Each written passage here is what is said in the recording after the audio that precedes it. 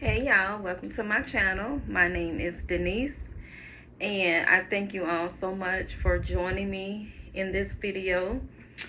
And I want to kind of pick up where I left off on the other video, when I was just talking about my life and some things I went through and stuff like that. Again, I remember everything about everything. And back then, my parents had a lot of parties, and if they didn't have a party at our house, it was a party at another family member's house. If it wasn't a party, it was just like a family gathering or something of the sort, where it was some drinking going on. And I remember seeing fights breaking out. I remember seeing arguing. Yeah, I remember everything. Probably some things that I shouldn't remember, or probably shouldn't know or have seen. I know it and I saw it. But anyway, yeah, things was a lot different back then than it is now. And believe it or not, I know some of y'all might not believe me, but back then we used to go and buy our grandparents cigarettes. We would go in the store, they would give us the money, we would go and buy, and we would take it straight back to them. I don't know if anybody else tried to smoke, but I didn't. I would get it and go back and take it to my grandfather. That's who I used to buy cigarettes for. I mean, anybody in my generation, if you know, like around my age, then you know what I'm talking about. I don't know if it was anywhere else, but most definitely in Jacksonville, Florida. But anyway, I'm just trying to tell y'all how different things was back then than it is now. And let me just point out this blanket first. I made this blanket, and I am very comfortable, and that is what it's about with me now. Being comfortable, being happy, and I'll get into all that in another video, because at one point I didn't feel my happiness and stuff like that was important, but I'll get into that in a later video. But yeah, I made this blanket. I have another YouTube channel. It is DIY Designs by Denise, and you can go over there and check out some things that I made. But yeah, I'm comfortable on the outside and in. Okay, let's go back to when I was talking about the man who my parents thought was their friend, who used to molest me. Yeah, that went on for a while. Like, from the time he first started coming around, I know I already said this, to the time when we moved from where we was living. But shortly after he was molesting me, then my sister, she started molesting me. And I'm not sure if she did it to me because he was doing it to her. I'm not sure. And again, this goes back to not talking, not communicating, not expressing your feelings and your thoughts. And we did, like, kind of mention that he was pretending he was playing with us, but we didn't get into details. And I didn't tell her everything he was doing to me. She didn't tell me everything he was doing to her. And like I said, that goes back to not talking and just like sweeping things under the rug. So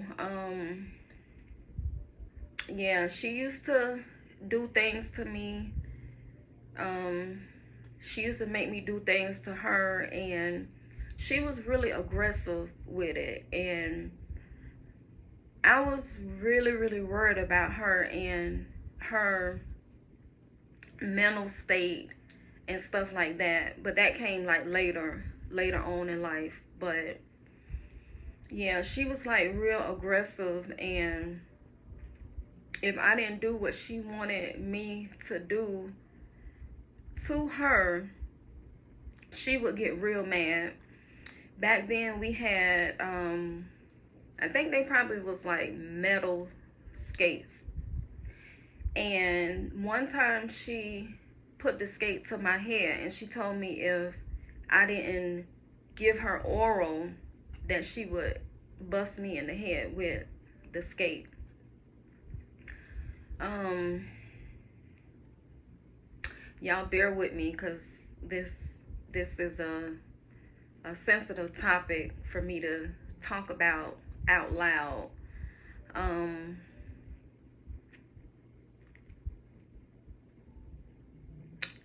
there were times when she would set up orgies, and I'm talking, this is when I'm like maybe from 5 to 7, and she would set the whole thing up, and some of the girls from the apartment complex where we live, they would all come over, and we would just do adult things that we should not have been doing at all. And manipulation went a long ways with me, with people, and it actually started with my sister. She was the first person to manipulate me, to blackmail me, to threaten me, and it was to be silent and to not tell what she was making me do to her, to not tell what was going on out of the presence of my parents in the house when all the other girls was there and we was doing what we was doing. And she would like tell me, if I tell, no, first she would say like, I bet you won't go get that snack. And she'll be like, go get it. So me, still like right now to this day, loving a challenge, I would do it. But I'm not thinking that she was having me doing all these things so that she can have something over my head. And then she would be like, I bet you won't go run outside, or go run outside, go do this, go do that. And I would do it. So when she would do things to me or have me doing things to her, which is give her oral, she would get on top of me and hump on me and stuff like that. And like if I would say I didn't want to do it, then that's when she would say, I'm gonna tell that you got that snack, or I'm gonna tell that you went outside. And I was young, didn't know no better. I'm not thinking or didn't know that what she got on me wasn't as bad and as serious like what I had on her, but I still never told. And so that's where the manipulation and stuff like that started with her, because I felt not in control. I felt she was totally in control of everything about me. And you know, being a child, you know, you think in a child's mind. So I just didn't know. Like I said, my parents had parties and stuff like that, and they would leave drinks laying around. They would leave cups and everything just laying around. And sometimes they would clean up some of it, but it'll still be like drinks laying around and cigarettes. have smoked cigarettes in the ashtrays. So one day my sister got one of the, my dad used to smoke cigarettes too, and one day she got one of his, like, it was probably like a little bit under half of a cigarette in the ashtray. And she told me to come in the bathroom. Now I have no idea where she got all this stuff from. So she told me to go in the bathroom, and she got his lighter and the cigarette, and she was like, smoke it. So I didn't know how to smoke it, but I was just trying to do something. And she was like, blow the smoke out the bathroom window. So she opened the window. I called myself a smoking, blowing the smoke out. And then the drinks that was laying around, she would get those too, and she would make me drink it. So like 5, 6, 7 years old, I started drinking and smoking. I mean, that sounds horrible, but it's true. And that was another thing that, even though she was doing it too, but that was another thing that she was like, if you don't do and I had to do everything she said, do everything from, it was like I was her slave. I had to fix her food, clean up behind her. I had to do everything because I was scared that she would tell on me. And my mom didn't know what was going on, but she did used to tell me, don't let her do you like that. Don't let her mistreat you. That was her word. She used to always say, don't let her mistreat you. But I never said nothing. I never told her what was going on. I just went with the flow, and I did whatever she told me to do.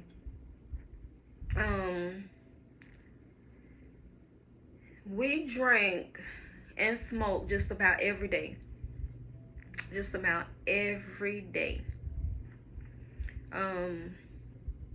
My parents had like a bar, like an in-home bar. It was like a small one. And they had like different wines and stuff like that. And we would like take a swig out of each one of them. And I remember one time my dad was like, it was kind of low, like somebody had been drinking it, but he didn't really like push the issue. But we would drink, we would smoke, and I don't even really think I was probably I probably wasn't even like 7 or 8. This was like probably around 5 and 6 years old.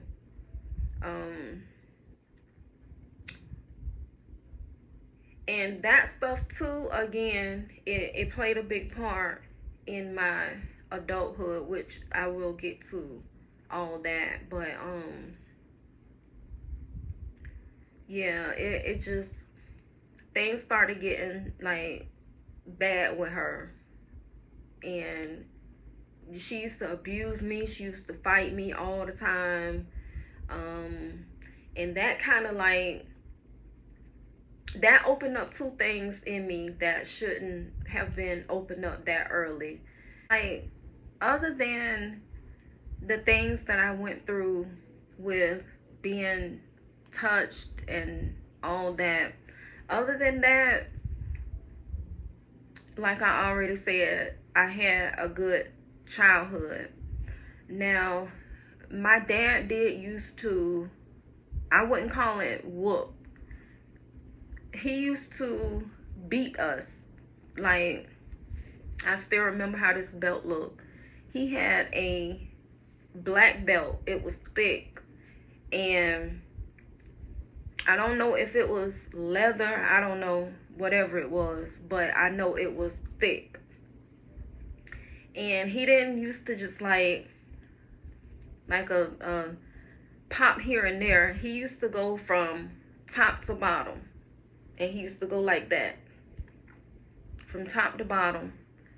And we would have welts all over our legs and arms and everywhere. And I don't know what was going on with him at that time, but again, I will talk about some things that I did not know and I could not understand when I was a child. But when I got older, I figured it all out. My mom was on some type of housing program. I don't know which one, but she was on a housing program, and she got kicked off the program. Now, I know that some people might see this video. I know that some people will be angry. But I don't care.